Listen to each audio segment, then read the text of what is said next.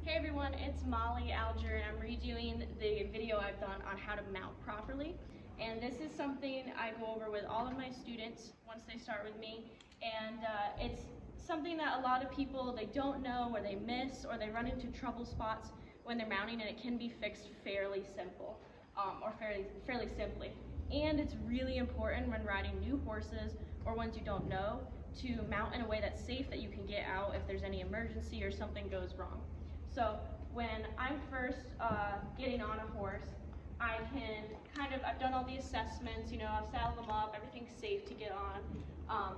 A lot of people, what they'll do is they'll kind of like stick their foot up in here somehow, and then they kind of like aim this way and climb their way up, right?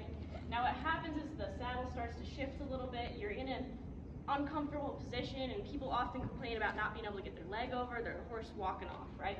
This video isn't going to be particularly about horses walking off, this is about the rider mounting. But here's what I do, and here's the proper way, in my opinion. Everyone can have their own style. And this is Western specific, but it's very similar when you're in an English saddle. And it's going to be the same process whether you're mounting from the ground or on a mounting block. So when I get up, I'm going to make my left rein slightly shorter than my right. Now I'm not going to make it so short that the horse feels it. It's just slightly shorter, so if something was to go wrong, I can turn their head pretty easily, and their body's going to go away from me, not towards me, okay? I'm Mazzy. This is a training horse I have in right now. So I'm going to keep that rein just slightly shorter. I do not bend their head to get on, even if it's a new horse.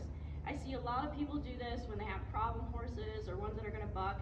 And if you can't get on the horse without it turned, then you have no business getting on. Like, you got to set it up so it can stand, it'll be straight, and it'll be balanced, in my opinion.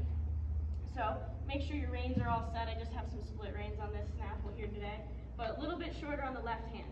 Now your left hand is going to grab the reins and the mane, not the horn. Most people grab horn and then right hand on the back of their saddle.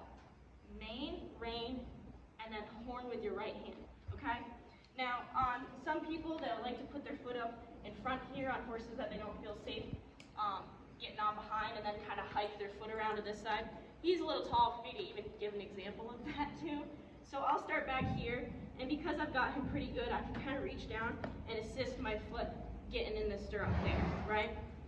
So that's often what I'll do before I grab the reins, if it's a really, really tall horse and I make sure they're fine. Or I'll lengthen out the reins if it's a horse I'm not so sure about, so that I can at least have a little bit of a foothold there as I get my foot in, okay? Now, a common mistake people make here, even on the mounting block, is when they're facing forward like this, their toe is poking the horse in the ribs. That's why the horse is trying to drift out or walk off the minute they're going to get on. They don't realize that their toe is into them. To fix this, you don't like, many instructors will tell people, just don't poke them in the ribs. And it's like, well, it's hard for people to realize how to fix that. So what I'll do, over here a little bit, Mazzy, so people can see. All right, so it's easier to get on when the horse is square too, because they're more balanced, they're less likely to move. So I'm just going to get him to kind of square up here. He's a little bit lanky, so he's going to be standing kind of narrow. But I'll shorten up this rein, and I'm going to put this foot in the stirrup, okay? When I'm in this position, because people see, when I'm in this position and I'm holding onto the horn with my right hand, my toe is facing forward. So notice how it's not on him at all. You can come a little closer to the camera so people can see it.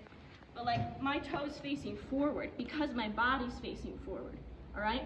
So when I go to get up, right from here, notice how my body, my knee, and everything points forward. This is so much safer, especially when starting colts, or a little bit of like new horses or something like that. If from this position, I can get down so easily. I can kind of stay with them because my gravity's over the middle of the saddle, but I can also just get down just as quickly, right? So I can just pop up, pop back down. If you're like this and your weight's over that saddle, if something was to happen, then I'm in a bad spot.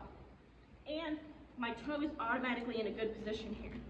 So I go to get on like this, he's just getting like, what are we doing? So I'm gonna get up here, I'm faced forward, my body's aiming forward. See?